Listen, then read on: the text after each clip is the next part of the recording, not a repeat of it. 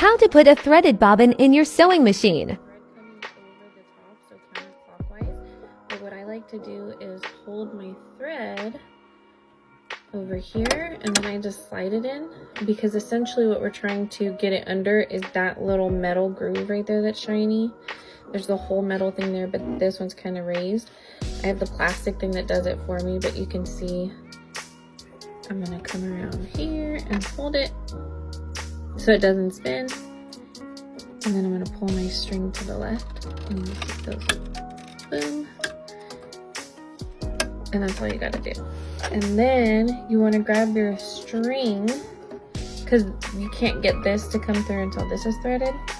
But I wrap it around my finger also a couple times. And crank, you should only have to hand crank like 3 times.